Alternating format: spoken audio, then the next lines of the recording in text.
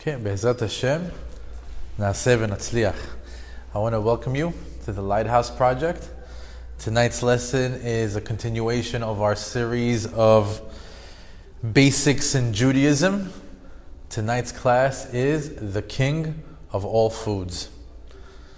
Before we get started, I'd like to give an honorable mention to our nightly sponsors, which are Andrea Madeo, doing this in honor of her mother, Elisheva Bat Nava, and her sister, Chana Bat Elisheva. Thank you for believing in me. And Anonymous, doing this in honor of Eliezer ben Yehuda. May Hashem bless him with a child. Amen. This also should be for the Refuah Shema of Menachem and the Matzah Batya and the Vor of Fegel Bat Rezo. We also want to have tonight's Torah learning class in memory of the murdered victims in Pittsburgh that were part of the Pittsburgh massacre a few days ago. Joyce Feinberg, Richard Gottfried, Rose Mallinger, Jerry Rabinowitz, Cecil Rosenthal, David Rosenthal, Bernice Simon, Sylvan Simon, Daniel Stein, Melvin Wax, Irving Youngner, and Baruch Dan HaEmet, for all of them. I just want to say that, you know, when things like this happen, you realize that when we get challenged, when there's tragedies, we instantly unite. When we get comfortable, there's division. And it's a shame that sometimes when things like this come, it doesn't matter if you're Orthodox, if you're Reform, if you're this type of Jew, that type of Jew, if you keep, if you don't keep. If you have that godly spark inside of you, you're one of us. I mean, that's one thing that you can take out of this, that maybe we can draw from it how much we need to be united and to have unity, because this is the moment where you feel like it doesn't really matter if you're a Jew, you're a Jew. Let's all be one. This night, this class has its own sponsors, Baruch Hashem. We have the Issachar and Zevulun sponsorship, the H&M Builders doing this in memory of their grandfather, in honor of the Dornbush family. Be'ezrat Hashem, the Dornbush family have continued success in all they do, Bracha v'atzlacha, in their businesses, in their family, in their health. And we also have Anonymous doing this in honor of Sharon ben Jacqueline. Hey, that's me. And Gedalia ben Reina, oh, that's Gedalia, for their amazing work and dedication for bringing us closer to Hashem. May Hashem always bless and watch over you and your families, and also for everyone that's a part of the Lighthouse Project. Wow, Anonymous, that was really special. Chazak. Okay, tonight's lesson is very interesting. You're probably going to walk out of here in an hour having a completely different view of one food that I'm about to reintroduce you to. The king of all foods. You know, besides being natural foodies as Jews, we're very particular about our food, our kashrut, kosher, not kosher, meat, dairy, parv, chalav Yisrael, chalav nocher. We have kemach yashan, menupeh, whether the flour is sifted or not sifted. This hashgacha, that hashgacha, is it? Pas Yisrael, Pat Yisrael. Oh. Yes. Oh, I did it Sephardic. I forgot. Pas Yisrael. We have over here kosher, glad kosher. We have this shechita, Bet Yosef shechita, halak, not halak. And we treat food completely different than many other cultures, and many other people on this planet. The way that we have a different relationship with food. Give you some examples. We have the 7 species, which is wheat, barley, grape, figs, pomegranate, olive, and date, that Eretz Yisrael has been blessed with. And we give very special importance and special berachot to those particular foods. We have special foods for special holidays. We have the matzah for Pesach. We have the sufganiyot for Chanukah. We have the apple and the honey for Rosh Hashanah. We have dried fruit on Tu B'Shvat. We eat cheese on Shavuot. We eat chamin or chulent on Shabbat. We have a lot going on. We're very, very connected. Our culture, our religion is very much connected to food. And with this stringent kosher diet that an observant Jew is on, and a very, very rich food history from the diversified cultures that we all come from, there's one question. Which food is king? Which food is the most important? Which one is the top of the food chain? I mean, so many different foods have so many different meanings. Is it the apple and the honey for the sweet year? Is it the etrog that we shake on Sukkot? Is it the matzah that we eat on Pesach that represents our freedom and our salvation? Is it that cheesecake that represents the Matan Torah and Shavuot? Is it the Shabbat Cholent? What's the king of all foods? Well, I'm here today to introduce you, or to reintroduce you, to bread. Lechem. The king of all foods is the bread. And it's the food with the most spiritual value on this planet. In order to understand this, you have to understand that besides the fact that food is the part of our life that is connected to the physical, to the mundane, we need food in order to run the body. But inside of us there's also the neshama, the spiritual side of us. We have to know that every food that we consume has a spiritual spark within it. A spiritual element that needs to get elevated.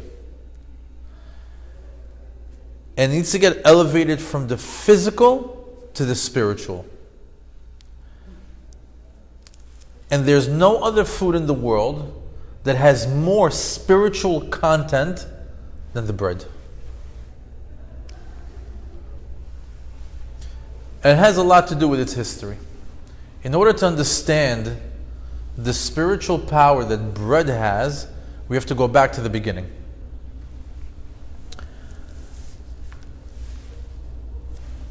Even though that there's many other foods that we can speak about, I personally thought it was a T-bone steak that would be the top of the food chain. But tonight we're going to focus on bread. And we'll answer many questions. We'll answer questions like, where do we see bread for the first time in history? Where in the 7 worlds and the 7 heavens can we find bread?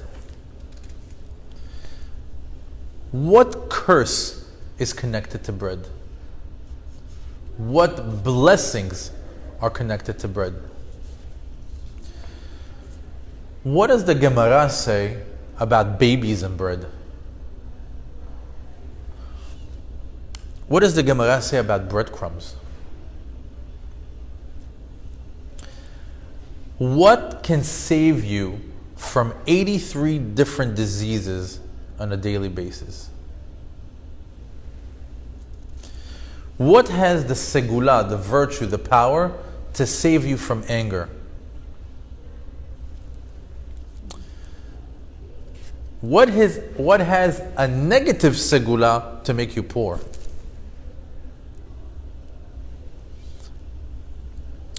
What's the deal with Shabbat and Challah? And does bread have any spiritual power that we can see today? Again, in order to get the answers to these questions, we have to go to the beginning. So in the beginning of time, in the time of Bereshit, luckily it's just a few weeks behind us, so the parasha is still fresh in our minds. Food grew on trees. In Gan Eden, you could literally walk over to a tree and grab a loaf of bread. Or any other food. After Adam sinned in Gan Eden, 39 curses came into the world. 10 on Adam, 10 on Chava, 10 on the snake, and 9 on the earth. For Adam, and I'll read it directly from the Chumash.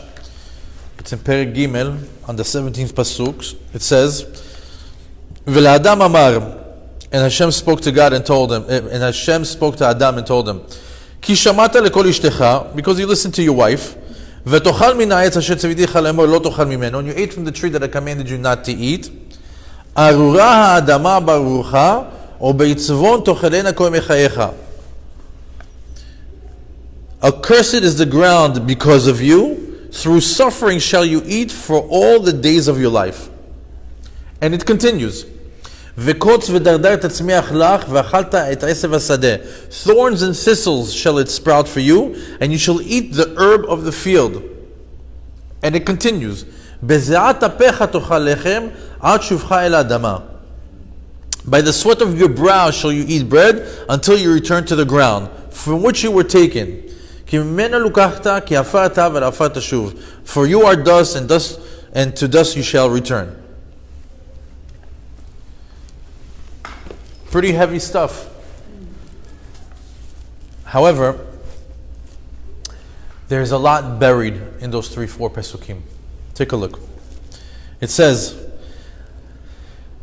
that this section of Adam Arishon's, this section of the parasha gave us 4 different curses. 1, Beitzavon tochelena kol mechayecha. It says that through suffering you shall eat in all the days of your life. Okay? Ve'kotz ve'darder tatzmiach lecha. The ground is going to grow thorns and thistles. You're going to eat the sprouts from the land. And with the sweat of your brow, you're going to eat bread. So, first question is, why is the earth cursed? What did the earth do? I mean, I understand Adam, I understand Chava, I understand the snake. How did the earth get into the picture? Well, the Torah Temimah says, "Arua adama ba'avurecha." It says that the land is cursed because of you. That the land is cursed because of Adam. Why? Lama nitkelela haaretz. So the answer is, al yedei she'avra al gzirotav shel HaKadosh Baruch Hu. It transgressed over the instructions of God. What were the instructions of God? והיא לא עשתה כן, אלא ותוצרת דשא עשב מזריע זרע למינם. Apparently, the instruction that the earth had was to grow trees, and the tree should have the same taste of the fruit, should be the same taste in the bark of the tree. And the earth did it differently. It did the Etz Hadat that we have in Gan Eden. The bark of the tree and the fruit of the tree tasted the same. But every other tree, the bark is wood and has no flavor, has no taste, and it has its fruit. And why did the earth do that? Because it figured that if it's going to have every tree bark taste like its fruit, everyone's going to want to eat that bark too. And that means it has to work double as hard. Now, it just grows the tree and the fruit comes around once a year. But the tree stays.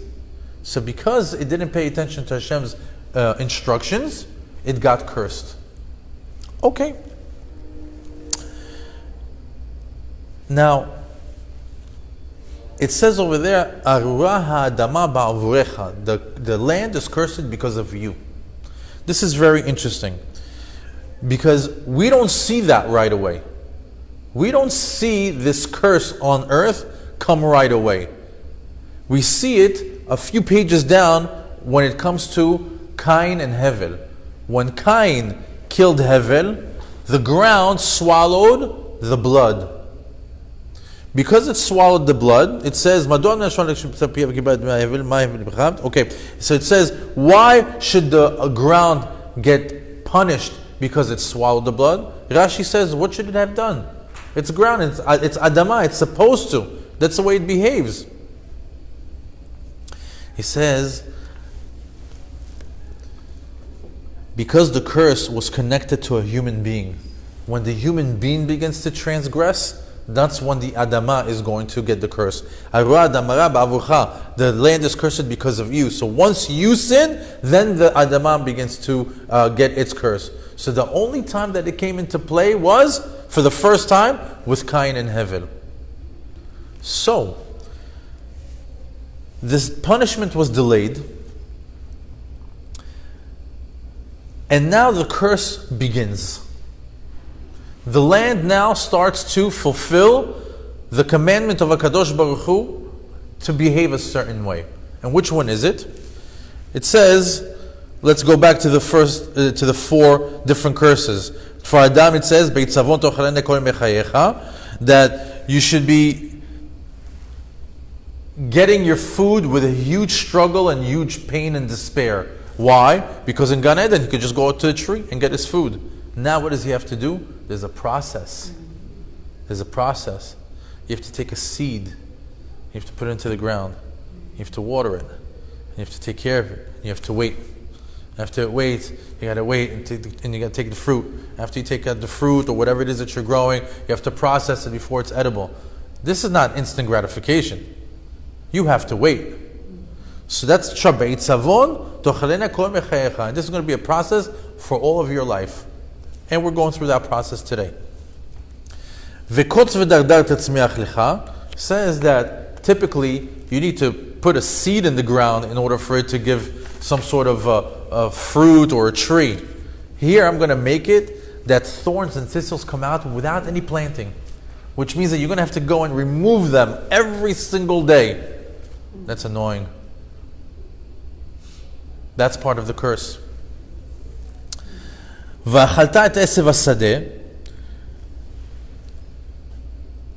Says, and now you're going to eat Esev Hasadeh. What's Esev Hasadeh? Esev Hasadeh is like plants. But the plant that they're referring to over here is wheat. Why wheat? Because before he would take the bread directly from the tree. Now, in order to make it, he has to go through a process. He has to deal now with the plant, the wheat, and has to go through several different steps before it can become bread. And what are they? Well, we have them as Zoreh, Choresh, Kotzer, Ma'amer, Dash, Zoreh, Borer, Tochen, Meraked, Lash, Ofeh. 11 steps. 1, you have to sow the seeds. Then you have to plow. Then you have to reap. Then you have to gather the sheaves. Then you have to thresh. Then you have to winnow. Then you have to sort. Then you have to grind. Then you have to sift. Then you have to knead. Then you can bake. What a process. That's a very, very long process just to get a loaf of bread on your table. But that was part of the curse. Because it says, with the sweat of your brow you shall eat bread. Because when he does all this work, what happens? Naturally he begins to sweat. It came with hard work. You know, you can imagine this process that Adam HaRishon had to go through in the beginning. To me, it looks like magic. I mean, if you think about it, you put something in the ground, and you go through all this process. Eventually, you put it in a fire or in an oven, and it comes out with this delicious bread. It's unbelievable, the whole process. If somebody showed that to me now with something else, I'd be amazed. I mean, the fact that this was even discovered. But if you think about the entire process of getting bread, as opposed to instant gratification, I was just thinking to myself, but what about us today? Man, do we live in Gan Eden? I can go to Publix right now and I have 200 different choices. Waffles, pancakes, bread, whole wheat, 7 grains. And I don't have to wait. I don't even have to bake it. Instant gratification is back. Do we live in Gan Eden? It's up for debate. But we have to sweat by our brow in order to create food. So that changed. That changed. How did that change? Now, back in the days, in order to get bread on the table, you have to go through those 11 processes in order to get bread on the table. Nowadays, what do? We go to work. And how hard is work? The sweat of our brow is a little bit different. But bread is very cheap. Like, you don't have to work that hard just for the bread. Well, bread nowadays means money. Yeah, that's right. Bread means money nowadays. Right now, it's very, very, very tough to make a living, and a lot of people work very, very hard for it. But that's why a good baker makes a lot of dough. I can imagine. That's a good joke too. Now, since we're on the subject of Bereshit and Adam HaRishon and all the curses that he went through, I'm going to throw this in. It's a very high level concept. Maybe one day I'll do a class on it. But you should know that there are 7 worlds and 7 heavens. Above us, there are 7 heavens. Those are spiritual worlds.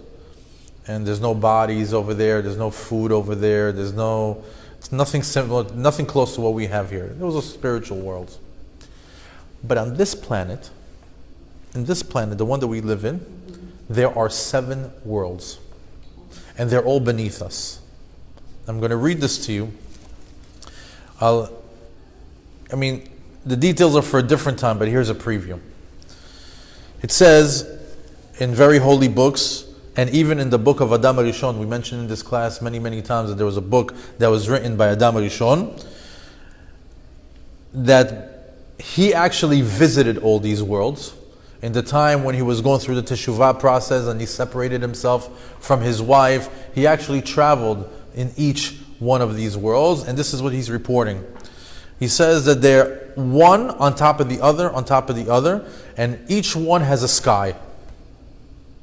Don't ask me to explain. I don't understand it myself. But each one has it has a world and a sky, world and a sky, world and a sky, all separated. And one is on top of the other. And they have names, and in between them is Gan Eden and Gehenom, heaven and hell. And each one of them has weird creatures, and each one is different from another. And he says that all the number 7s are the best in the world. And in the 7 worlds, we are in the 7th world. In other words, we're the top, and beneath us are 6 more. And I'll read it to you.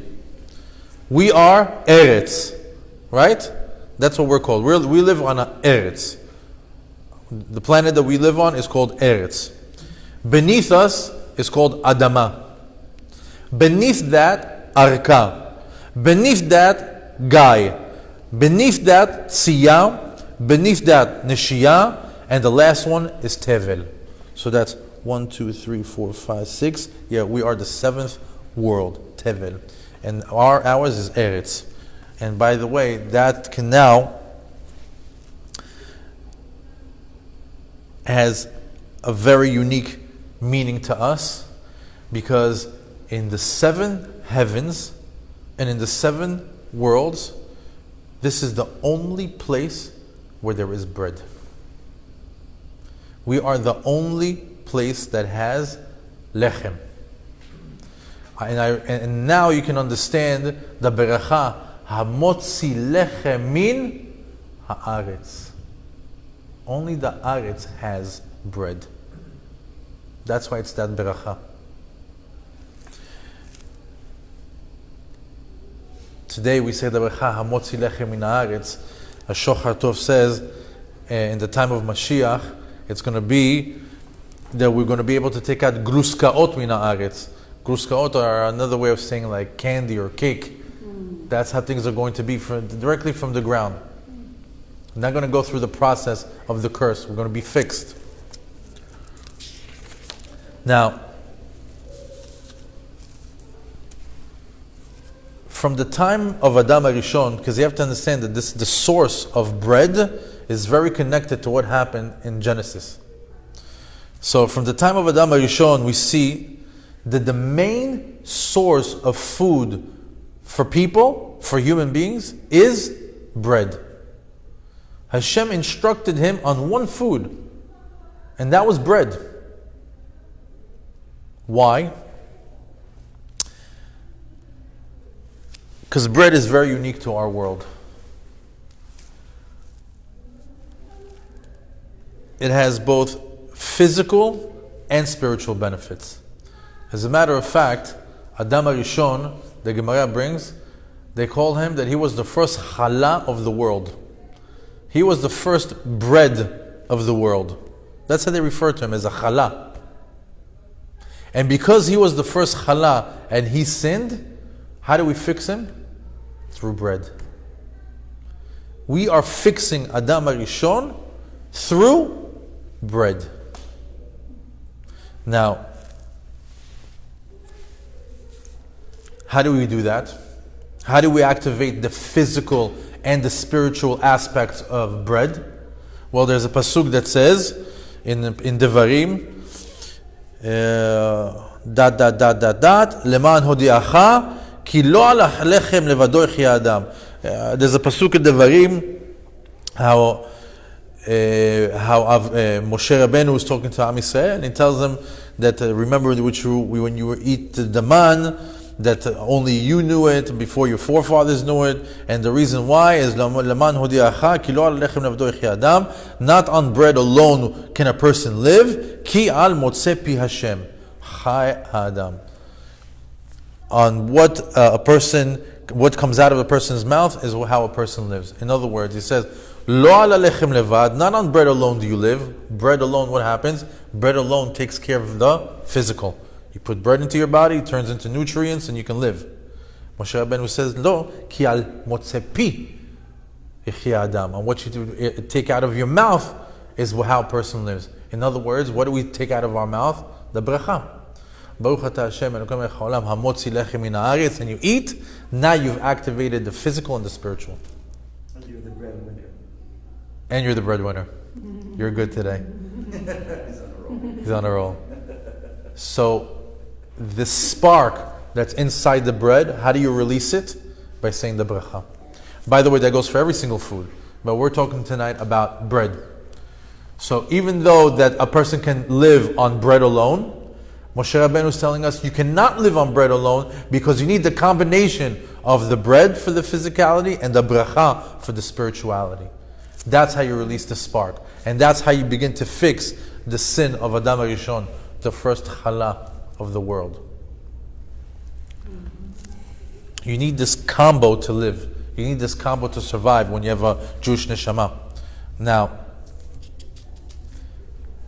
if that's the case, if that's how we release the sparks, and if bread is such a lofty thing in this world, what are the benefits of eating bread?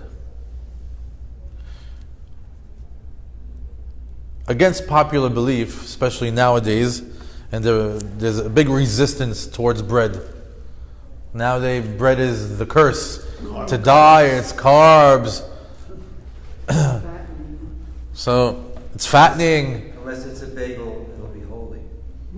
Oh, you're good today. Nice. But you see, if that's the case, let me see. Let's say all the bad things that they say about bread. It's carbs, it's fattening, the white flour, it has gluten in it. I mean, mind you, probably the bread back in the days didn't have all these chemicals in it, but not chemicals, just things that weren't back. You could still make your own bread at home the right way, with the right flour and the right ingredients. But with all this resistance towards bread nowadays, and all this stigma that they have on it, I'd like to know what's good about bread. What does the Torah say about bread? And let's see if somebody's having a sandwich for breakfast tomorrow morning. So the Talmud, the Zohar, Chazal, talk about bread, and they say some very, very interesting things. So, the bread in the Sefirot, in the different Sefirot, is connected to one of the highest ones, the Malchut. And the secret there is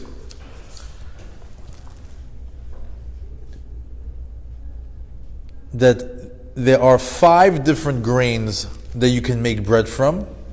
And you have to know that there's always a ministering angel. There's always like a malach that is in charge of everything. There's a malach that's in charge of the oceans, of the trees, of the countries, of the weather. And there's always a malach who's in charge of something. For example, there's also this, for the arba'a minim of Sukkot, the lulav, the etrog, the hadas, and the arava. They say that those 4 species don't have a ministering angel. Why? Hashem is the ministering angel for those 2. Why? Because the Jews busy themselves with those arba minim. So those are, Hashem is taking care of them. He doesn't have somebody who's in charge of it. Similarly, is the 5 grains that we use to make bread.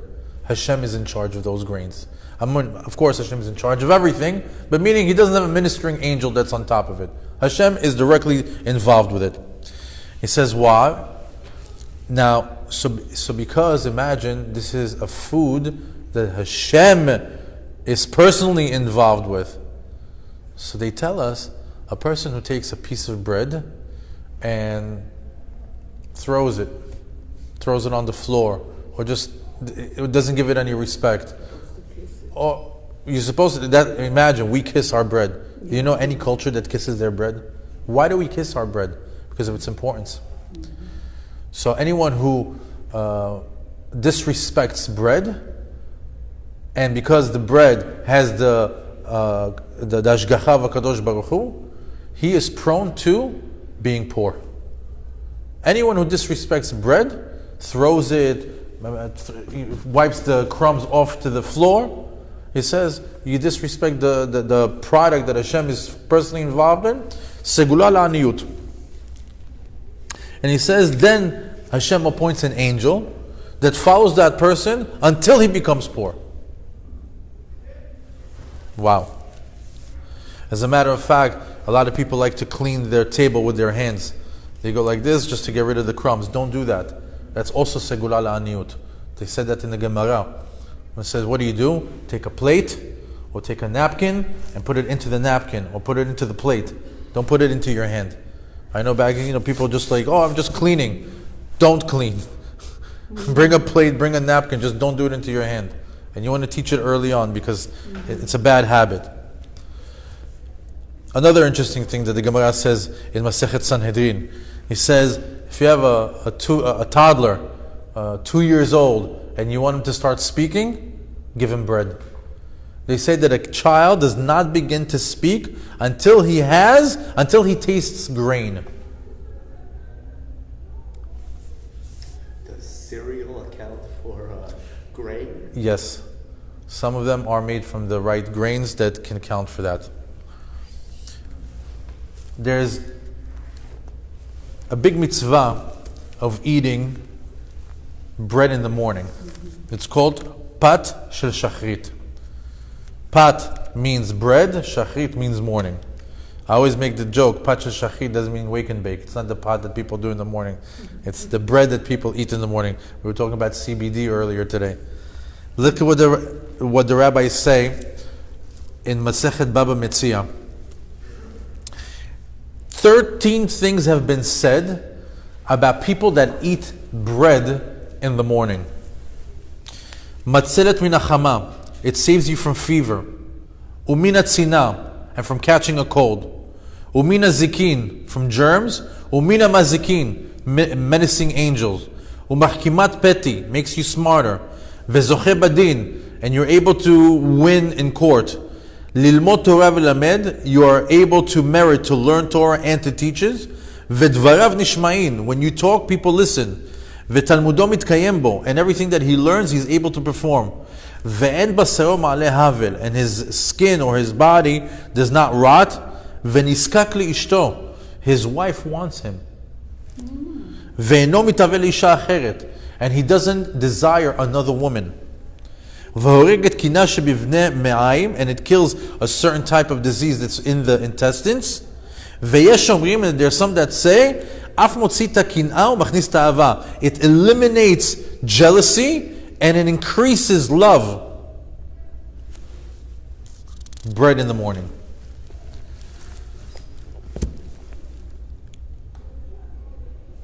Continues to say,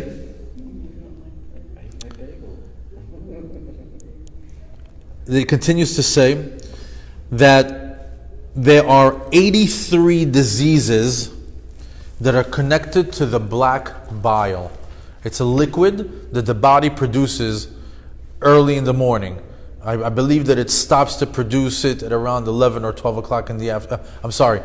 It begins to release it into the body around 11 or 12 o'clock in the afternoon. It's something that is the body produces during the early parts of the morning and then releases it by early afternoon or by late morning. It's called the black bile. In Hebrew it's called bamara shchora. Okay?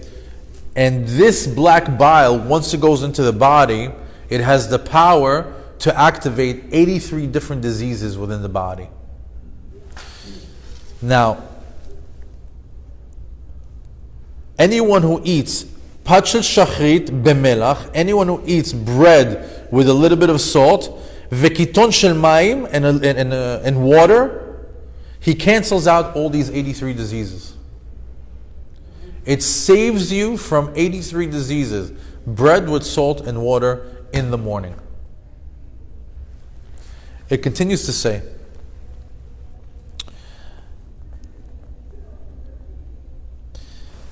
when someone eats pachel shachrit, mitchakem, he becomes smarter. Mityashevet da'ato besavlanut gura v'no koes. And he right away has a calmness, and he's able to save himself from getting angry. Eating in the morning, bread, saves you from anger throughout the day. Furthermore, any person who does not eat bread in the morning, he doesn't feel calm, relaxed, or collected. He's prone to be scared, confused.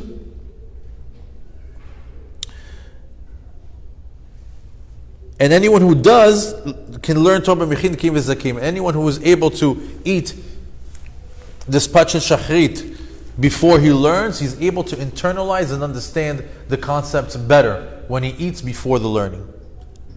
Pachel shachrit, bread in the morning.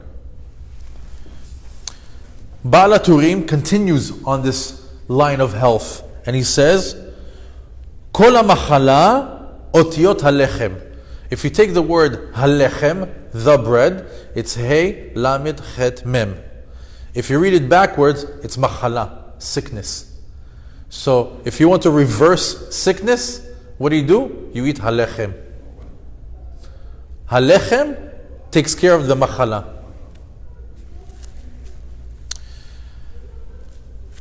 Furthermore, there's the pasuk that talks about bread says Eretz Chita v'Seora. When it talks about Israel, it says it's a land of wheat and barley.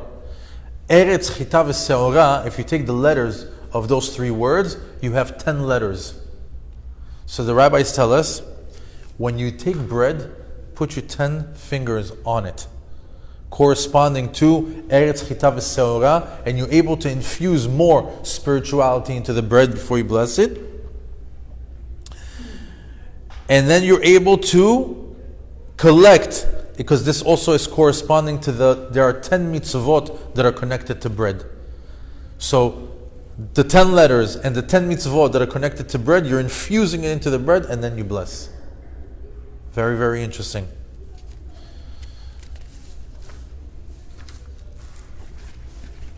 Rabbi Nachman from Breslev says something very interesting. He says, I'll translate it. He says, you should know, this is on his section of Refuah in the book of traits in Sefer Amidot. He says, you should know that in the world there are certain unique powers, healing powers to herbs.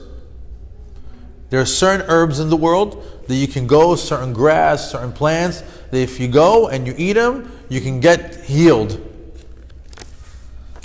And And you can go all over the world and search for it, and you'll be able to get cured from your sicknesses. However, he says, instead of going all around the world and looking for these special plants in order to get this special healing powers, he says, אלא נתרפא בכל מאכל וכל משקה בבחינת וברך את לחמך. He says a person has the power to get healed and cured just from blessing on his food and bread. How? He says a person who has true emunah and believes in God can just look at that bread and can look at that glass of water, and Hashem can put all the refuot, all the medicine, all the bracha that he needs, all the medicine that he needs in that bread, in that water. Oh, but what you just said, is it just the morning or any time? In the morning. So Rabbi Nachman, right up until Rabbi Nachman, morning. Okay? Rabbi Nachman says anyone who has emunah can get all his healing powers from food that is blessed on with emunah.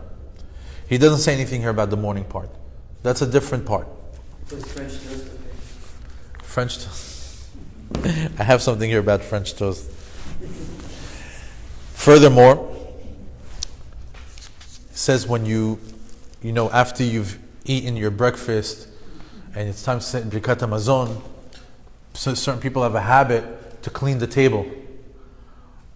Rabbeinu Bachya says, Yesh li zair, be careful not to bless unless you have a piece of bread on the table. What if you ate the whole thing? Then you get into a habit that your last bite, you take a little bit and you leave it on the table. Because there's v'achalta v'savata u'verachta.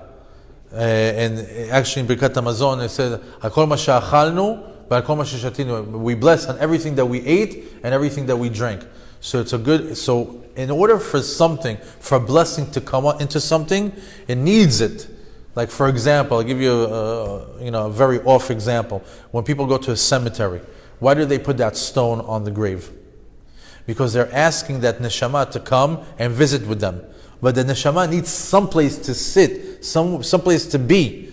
So they put that stone so that neshama can come for that moment, and they could speak or pray, and then it can go. It needs something to lay. Like for example in Sukkot, when we have the ushpizin, how can we put a chair? Because the ushpizin need to come and have a place to sit. You have to give him like something to connect to. Similarly, in Birkat Hamazon, when we bless on our food, in order for the bracha to come, it has to come into something. So it comes into the bread that we leave on the table. Because the rest is in your body. So if you take it away, the blessing is not there anymore. So first make it a habit that you leave some bread on the table, or if you're eating a sandwich, then you make sure that the last bite stays over there, leave it on the napkin, say Birkat Hamazon, once you're done, pick it up and put it away. How long should the bread be on the table? There's no time limit. As far as Birkat Hamazon, there's a time limit. If you ate bread, you can't pass 72 minutes. After 72 minutes, you cannot say Birkat Hamazon, the time has passed. Up until 72 minutes, that meal still satiates you. After 72 minutes, you start to get hungry again. And there's a different opinion that says you can say Birkat Hamazon as long as you're still full. The minute you start to feel hungry, and say, I forgot to do Birkat Hamazon, but you're hungry, you can't say Birkat Hamazon. Look into those halachot. Now,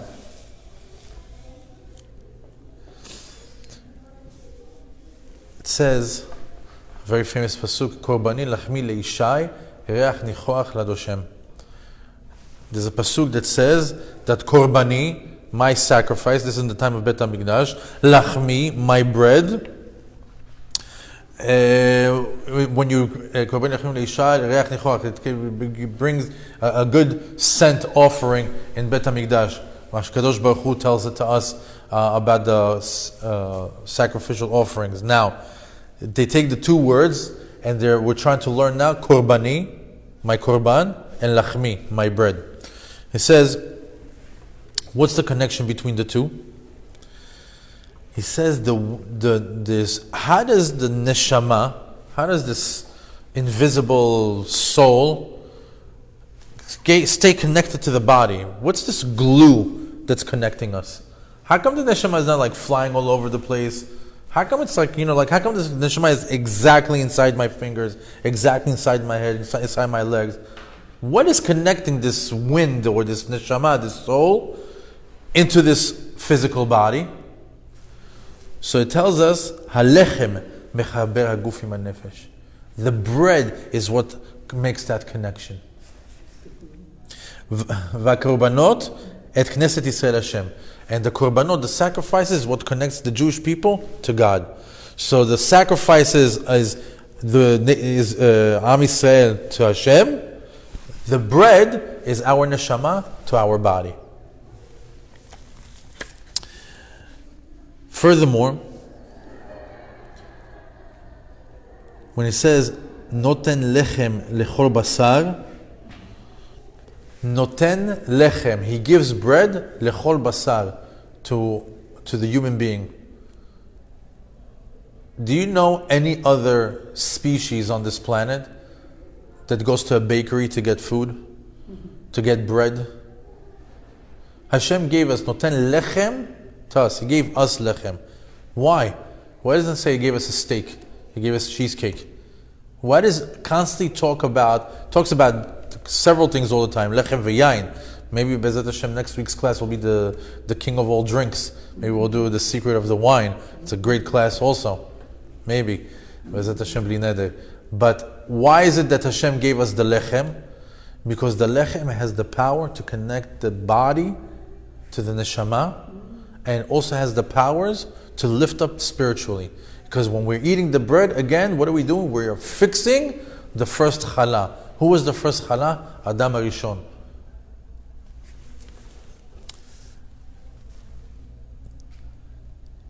Speaking of challah, we can't speak about challah and not speak about Shabbat. Shabbat is maybe the place where we eat the most amount of bread. And maybe I'll spend a few minutes on the Shabbat table. A few good questions. You also have it on the holidays. Oh, I love it. I don't know. Next week I'm going to do wine. Please come back with as many lines for wine. This is amazing. You're 5 for 5. Yeah. Love it. So for Shabbat, why do we have 2 chalot? Why are they covered?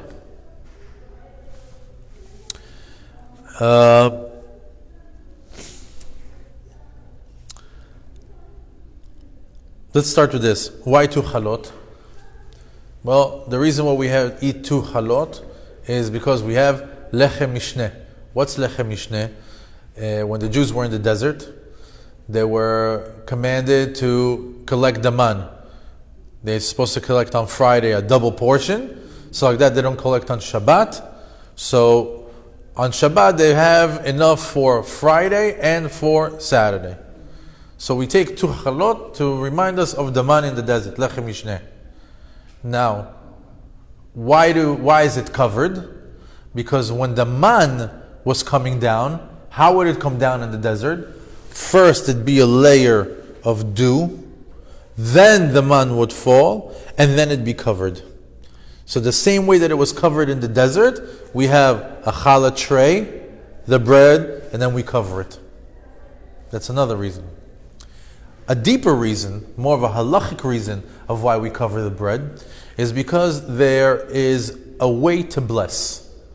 In other words, if I'm sitting here on a table filled with food, and I have here fruits and candy and bread and cakes and all different types of food, what do I bless on first? Can I just take what I really like and eat it? Can I take a candy and do shakol? Can I take a fruit, my favorite fruit, and do borei pri ha'etz? So the answer is no. And there's a special tool that you can use to find out what do you bless on first. So there's a little key. It's called Maga Esh. Mem Gimel Ayin Aleph Shin. 5. Maga Esh. The top is the Mem. What's Mem? Motzi Lechem Min Haaretz. That's the king of all foods. Okay? Maga'esh. It's also mezonot. So it's either motzi lechem min haaretz or mezonot, that's the top. Gimel is gefen. What's gefen? Wine. Ain is etz, anything that grows from the tree. Aleph is adama, anything that grows from the ground. Shin is shehakol. So we have motzi lechem min haaretz, either bread or mezonot. Gefen, etz, adama, shehakol. So if I have something over here, I can't go for that candy first. I have to respect the bread. I have to eat the bread first. And if I'm not eating bread, then I have to do the kiddush first. And if I'm not doing kiddush first, then I have to do the etz first. You have to go through the different levels. Yes, sir. So now because we have maga esh, that means when we're on the Friday night table, on the Shabbat table, and we have the bread in front of us, but what do we bless on first? The gefen. What happened to maga esh? It's second on the list. We're supposed to bless on the bread first. Yes, we are supposed to bless on the bread first. But since this is Friday night, and Friday night requires us to do kiddush, and we do bless on the gefen first, what do? We cover the bread, not to embarrass it. So it doesn't see us blessing on the bread. So that's another reason of why we cover the bread on Shabbat. Now, also, there's a good, for anyone who wants to have kavanot, special meanings. We have 2 chalot on Friday night, 2 chalot Saturday afternoon, and then we have Seudah Shlishit, another 2 chalot. You're supposed to bless on 6 chalot throughout the Shabbat.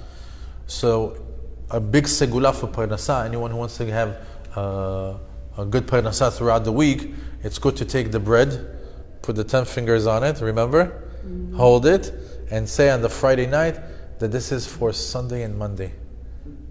And then on the following year for the parnasa of Sunday and Monday. And then you go for Shabbat morning, this is for Tuesday and Wednesday. And then Seudah Shlishit for Thursday and Friday. Each chala signifies the parnasa of the upcoming week. It's a very good kavanah to have if you can stay in the moment. As a matter of fact, Shabbat we know is the 7th day. If you take the word chala, it's chet, lamed, hey. Chet is 8, lamed is 30, hey is 5. Altogether is 8, 38, 38 and 5 is 43. So there's a concept called gematria ktana. If you take the number 43 and you take 4 plus 3, 7, hand in hand. Chala is perfect for the 7th day. Now, on Shabbat, you have to be careful. A lot of crumbs on the table. The rabbis tell us that your Shabbat knife shouldn't be the one with the big teeth. It should be the one the very fine teeth. Why? So like that when you cut the bread, it doesn't create a lot of crumbs. And if there are a lot of crumbs, there's rabbis that have special spoons just to pick up that crumbs and eat them, or not to throw them away. And be careful not to, throw them down. What I like to do is I like to take all the crumbs that I created, typically around my second dish, sometimes third, depends what the wife is making, and I take all the crumbs and I put it into my plate. And I mix it with the sauce, and it's delicious. Makes no difference, and not one crumb is lost. And why?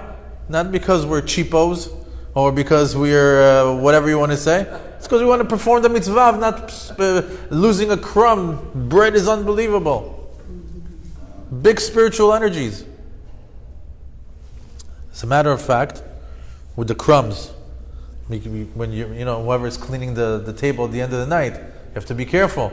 This Shabbat, you have to tell be careful, there's crumbs on the table. Take a plate. Use a special napkin. Don't just throw it on the floor. This, on the part of the crumbs, it's only important for Shabbat, not the other days? Every day. Every day. They say if you see a piece of bread on the floor that's completely rotten, it's your responsibility to pick it up. You have to respect it. If the bread is up to kazait, you know what's kazait? There's kabetza and kazait. I think it's 20. a cheekful, 25 grams, I believe it is. If it's up to that up to that size, you have to treat it in a certain way. Even though with the crumbs, you still have to get rid of it properly. And basically, we can't throw it out. Bal tashchit. What do? There's a leftover challah roll. What am I going to do with it? Keep it forever? So you have to try to recycle it. Maybe you can turn. Exactly. That's the second step. That's the second step. So basically, it's either you can take it, turn it into croutons, use it in a different way. If you can't, then you take the next step, and that's what it is. Give it to the ducks, give it to the birds, give it to the fish. If you don't have that, and you still have a lot of leftover bread, you have to put it inside a plastic bag. And you close it, and then when you throw it into the garbage, you don't throw it into the garbage. You set it down respectfully, meaning I couldn't use you, I couldn't get rid of you, I couldn't share you with a bird or with an animal, but still I have to, put it in the trash, but I put you in a plastic so you're protected, and you're not, it's not like you're just throwing it with all the rest of the garbage. There's a way to treat it. It's called bizuya ma'achalin, and for bread is very important. Like you mentioned before, imagine, we kiss bread. Why did Jews kiss bread? Where did we get that from? We just do it because automatic, because we saw our grandparents do it.